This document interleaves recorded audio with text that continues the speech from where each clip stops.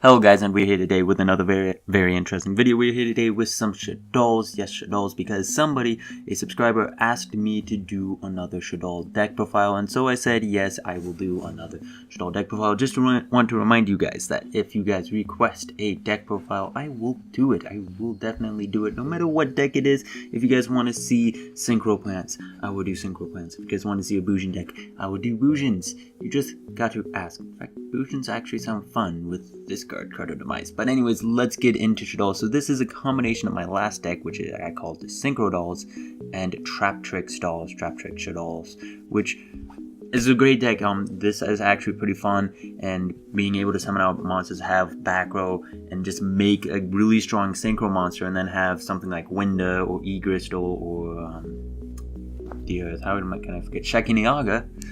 It just makes the opponent really hard to get over that one really strong synchro monster, Leo, Star Eater, your Mega Beals, or even Trishula, and then they just can't play because they can't special summon more than once. They special summon and they activate an effect, it gets destroyed, or if they inherent summon, it will get destroyed.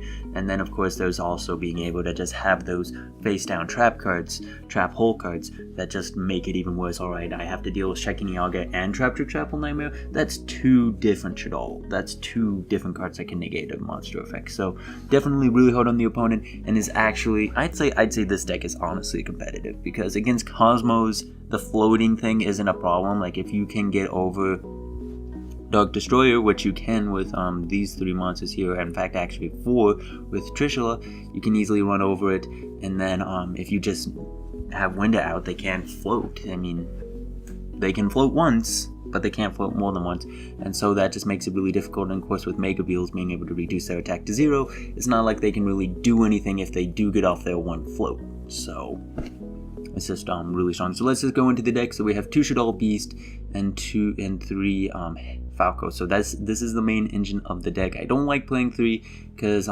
really, if you top deck this card, it's dead. Like there's not a lot you can do with it unless you can get it into the graveyard. So you really don't want to see it unless you want to get it into the graveyard really quickly. That's what you want to do. You want to foolish it, you want to math it, you want to put it in the graveyard, but you definitely don't want to draw into it.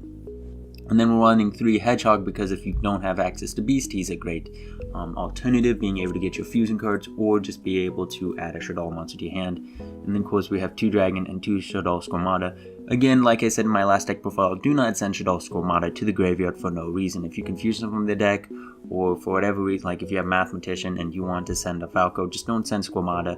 There's no reason to, unless you've already seen Shaddoll Core. If Shaddoll Core is on the field in your hand or already in your graveyard, then yeah, go ahead, get rid of him. He doesn't really do much, and you can just have the deck thing. The reason why you want to keep him in the deck is because you can send Shaddoll Core, and if Shaddoll Core is in your deck, then of course you can then use it to get back a Shaddoll Fusion or El Shaddoll Fusion. So that's why you want to keep him in deck, unless of course you don't have Shaddoll Fusion or Shaddoll Core. And then again, Dragon for the last of the Shaddoll monsters, just being able to pop Acro, which makes this deck honestly very nice, and just having another card that can pop spells besides the 2 Twin Twisters. And then we have the 1 Dionea, just being able to summon out Myrmilio and Myrmilio effect, which will pop a card when special summon, so that's another card that can get rid of back row, which isn't too big of a problem with this deck, although it can be very annoying. And then anyways, but Myrmilio being able to summon her out and then just search out a trap card is definitely very useful. These are really good trap cards. We do not play Solemn Strike in this deck, probably because that is very expensive, and the Soul Charge. So playing like 3 strike and then a warning and then Soul Charge can get really expensive real quickly, and this deck can take a while to get set up and everything. So I don't feel like the strike is really necessary, and it would just take away from the synchros. I feel it would take away from the shadolls. Like if you wanted to, you could put your Hedgehogs down to 2. I really don't want to put Falco down to 2, because the less Falcos you have, the less just plays you can do, because each time you get Falco, you can use Falco to summon Beast, and then use Beast to draw 2 cards, and then if you have another Falco, you can then use it again after sending Beast to the graveyard some way or another. And so, but if you want to play Solemn Strike, it's nonetheless a good card, so if you want to find 4 cards, go ahead for it. And then Mathematician being able to send a card from the deck to the graveyard, send a monster level 4 lower. Of course, I will allow you to send Squamata to the graveyard if you want to send Beast. If you want to draw a card, then the only way to send Beast is to Squamata. And then of course, Jet Synchron and Glow Bulb those are for our crystal and our Shekini Auger plays, just being able to send them to the graveyard. And of course the shaddoll monsters will get an effect from Glow Bulb if they are sent from the top of the deck to the graveyard. And of course, being able with Mamilio being able to make Naturia Beast can just win games, as you guys saw in the duels on Tuesday. Just being able to summon out Naturia Beast is very, very strong against a lot of decks this format. And again, if you have something like Winda, or if you have something like Shekini Auger, or some of your trap cards, then you should be in a good position. Your opponent really shouldn't be able to do much. 2 allures, because allures at 2, and just being able to draw 2 more cards is not bad. And I mean, like, the worst thing is that you draw 2 traps and have to discard them. Instant Fusion, only 1 Instant Fusion because we're tight in the extra deck, and tight in the main deck as well. But of course, if you see Instant Fusion and then you get a Soul Charge, you can use Norden twice. So that's a little way to get around Norden's limitation and being able to use this effect once. And also, Instant Fusion can summon out Winda, so if you have like some weird field with like Mathematician and then Falco, and then like you send Falco and then you have like Sinister Shadow Games, you can use that to make Mega Beals, although I probably wouldn't recommend that. Although doing that would then allow you to get a Shaddoll Fusion card from your graveyard to your hand, so you could probably do some really awesome combos. So just food for thought. Regeki, of course, is Regeki, and then Soul Charge. And of course, Regeki is great against a lot of decks, especially if you have like Winda out. Oh, you have a whole bunch of Cosmo machines. All right, Regeki, you get to summon 1. What are you gonna summon? You can summon Dark Destroyer. You can, you're gonna summon what? I can't remember the second biggest one. The 28 beater. I could probably run over that with Leo or him. Anyways, and then 2 Card of Demise. Card of Demise is great in this deck. Of course, being able to draw into more trap cards is definitely useful. But all your Shaddoll monsters, except for Falco, because you cannot special summon, will get their effects if they are drawn and they are sent to the graveyard. So that means that not only do we have these trap cards and of course these spell cards that you can just place fade down, these cards will all get effect. Oh, you sent a dragon? Okay. Or you drew into a dragon and then had to ditch it during the end phase? Alright, you get a pop a card. Oh, beast? Alright, you get a draw a card. Oh, you sent hedgehog? You get a, of course, then search out a monster. And of course, you should be able to set this deck. Doesn't have a lot of back row. And of course, like I said, if you guys saw my Traptrix deck profile, setting a lot of back row can really mess with your opponent and really make them start second guessing themselves and making different plays, trying to bait out back row when in all reality you're setting Shaddoll Fusion. And so just having that advantage, that mind game advantage, is really nice. This is the road of the deck, just being able to send Hedgehog and then search out for whatever, or another upstart of the deck, and being able to send Beast to draw. And then 1 Shaddoll Fusion because it's at 1. 2 Twin Twister because back row can be annoying, and I also like it against Pendulums. If you don't, this is a card that you could probably put down to 1 if you really wanted to, but I like it. Definitely being able to get through back row is a necessity. Although Strike is not a problem, seeing how Strike cannot negate your Shaddoll spell trap cards, and you can of course use chain orders. So like put Falco Chainlink 1 and then Dragon Chainlink 2. So if they were to negate using Shaddoll Strike, they'd negate a dragon, and that would be a waste. And so being able to control chain orders is definitely very useful. So Time Space Trap Hole and Traptrix Trapple Nightmare, just being able to negate stuff, special summon monster effects, and send special summon monsters from the hand or extra deck back to the deck. Very, very great. This is another great card against Cosmos. This is also great against Cosmos. Well, this is really leaning against Cosmos, but this is also good against Burning Abyss, and this is good against Pendulums, and same here. I wouldn't recommend using this card against Pendulums. Like, I'd recommend having one of each of these in a side deck, and then siding in another Traptrix Trapple Nightmare against Pendulums, and then waiting for them to make an XZ monster, waiting for them to make Ignister or some type of card, and then being able to either put it back in the deck for only 1,000, or just being able to negate its effect and not have to get rid of any of your life points. It's just a very strong play, and better than having to send back 4 or 5 monsters for Time Space Trap Hole. Although it is possible to regain life in this deck, which makes this deck very strong, I feel, being able to regain life and then spend it for all these different cards that cost a life. And then Sinister Shadow Games. I do not like to use this card unless a couple criteria are met. If it's being destroyed, of course I'm going to use it. If I have a face down Shaddoll monster, that is the other time that I want to use it. And then I think there was one other time, I can't remember.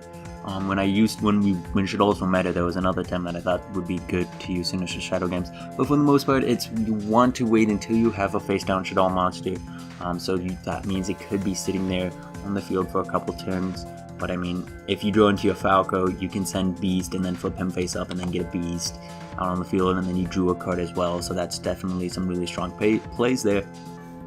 And then, of course, during the end phase type combo, if you have like Winda out and face down Falco, flip up the Falco, and then send like Dragon Pop something, summon out the Beast, and then during your turn flip up Beast, and so it just helps with the slowness of this deck, because like if you have Winda, you really can't do much. Like you summon out Falco, you flip Falco, summon out Beast, and then can't summon out anything else because of Winda. You can't synchro summon, you can't do anything else. So this card, it allows you to make better plays and really strong plays sooner and faster, and not have to deal with some of your opponent's madness.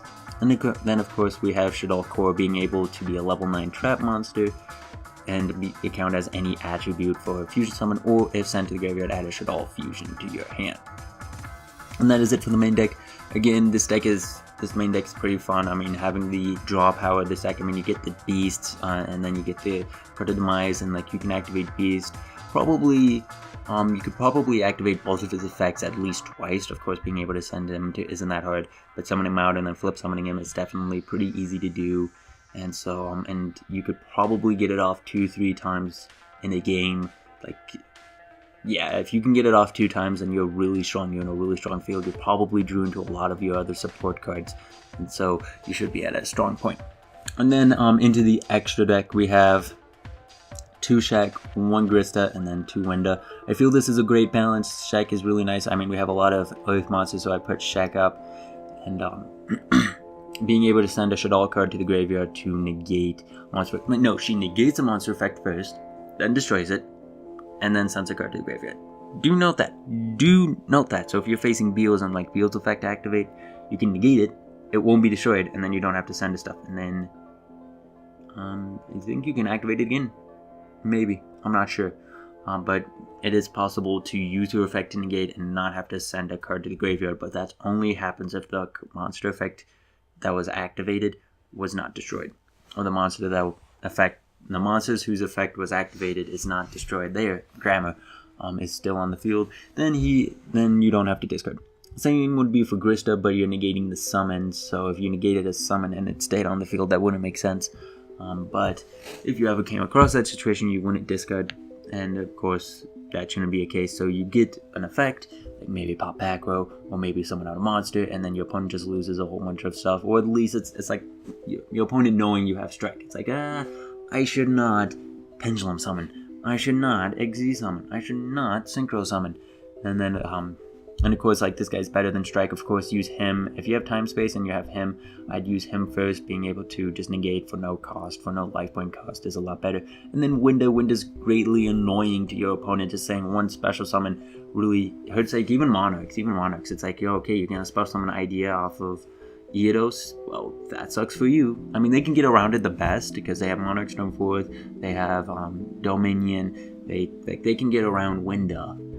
They can get around a lot of your monsters. Really easy. Monarch matchup is probably one of the worst matchups, but it can be annoying, and if they get into a hand where they don't draw into their spell cards and they're focusing more on their monsters, their ideas, and Eidos, then Winda can be a very strong card. And then one Norden to summon out a monster, really great for making our synchro plays or for making our Traptrix raffle easier.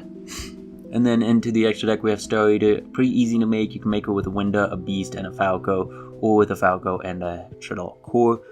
And then you have Beelzeus of the Diabolic Dragons. I call him Mega Beels. He's just 1 Dark Tuner plus 2 more non-tuners, so that's easy with Norden. Summon out Norden, summon out another level 4, and then summon out Falco, and that can make it. Or Winda, Falco, and then a level 3, such as Mathematician or Hedgehog. And of course, Hedgehogs would be even easier because you could summon out Hedgehog with Falco. And then, of course, if you can flip it face up, then you can synchro summon. And then Leo. Honestly, every time I can make a level 10, I make him. But if I'm in a situation where I can make a level 10, but not with a Dark Tuner, then of course Leo's pretty strong. Not being able to be targeted, he's a 31 beater, so that can really that can be extremely annoying against Cosmos. Just having this 31 beater on the field that runs over all of their monsters, and they can't target it for anything except Cosmojo, so definitely very annoying. And then Trishula just being able to get around anything that says you can't target it because he doesn't target is definitely very good. And then Sayframe Lord Omega, he can actually be made in this deck. He isn't too difficult. I mean, it'd just be like Norden and then like a level 1 tuner and another level 4. And so Omega is definitely very strong. Just being able to get rid of a card from your opponent's hand is very helpful, or by replacing Jet Synchron back into your graveyard. And then Clearing is just another card that you can have on the field. Have like Shekiniaga have Clearing and then Traptrix Shuffle Nightmare. Your opponent will just cringe at that point. They won't be able to do much. Or if you have like Winda and him on the field, just again like a really strong plays. If they activate a monster effect level 5 or higher, sucks to be them. Great against Monarchs. Like, make this guy against Monarchs because they probably most of the time only get to summon out one, specifically if they have a Winda out, because there's no way for them to summon out 2 monsters, 2 tribute summoned monsters in the same turn if you have Winda. And so Clearing's just great to negate that monster effect. And then there's Armades just being able to attack and not have to deal with anything. And then Chuya Beast, making him can just, like I said, win games. And then 1 XE monster, Rafflesia.